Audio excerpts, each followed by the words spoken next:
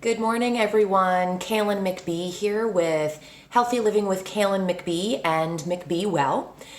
I often ask people for suggestions on topics that they're looking to see these videos based upon.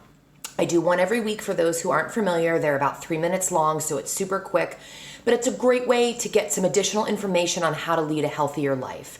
So a friend of mine that I just met at a networking event is vegan, and he came up and asked me what kind of vegan ideas I might have. And to be honest, I don't eat in the vegan lifestyle. For those who aren't aware, vegan eating includes eating no animal products at all. So not just meat, but things like eggs or dairy or honey are all excluded from what they choose to eat as a part of their diet. So I thought with Thanksgiving coming up, I'd give some interesting ways to make some of those regular traditional foods in a vegan way.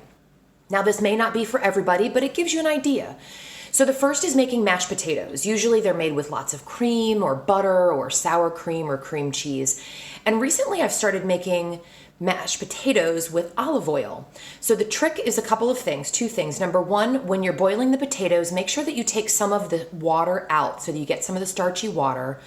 Then once you've drained them, mash them really well. Put a whole bunch of olive oil in, more than you would think, probably about a quarter cup to a half cup, depending on how many potatoes you're doing. And then if you need more liquid, you can use some of that starchy potato water to make sure that they're nice and fluffy. Once you add salt and pepper and any other seasonings that you want, then they really come out terrific. The next staple that we have at our Thanksgiving dinner is dill honey roasted carrots. So that's a really easy fix too. You can still use the dill, you can still roast the carrots, but instead of using the honey, you can actually use what's called agave. For those who don't know, agave is a vegan sweetener. It is based on a plant out of Mexico that they happen to make tequila out of, so I love it. But obviously it's non-alcoholic, and it's a great way to use something that's non-animal based in your cooking. And then finally, the piece that I'm least familiar with, but I did some research and it gets a lot of great reviews online. Instead of having turkey as your main, you can do kind of like a meatloaf, but that's vegan.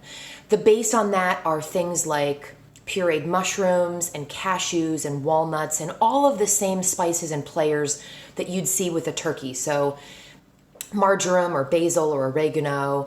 So hopefully that is a couple of good ideas for you on how to make your Thanksgiving a little bit healthier.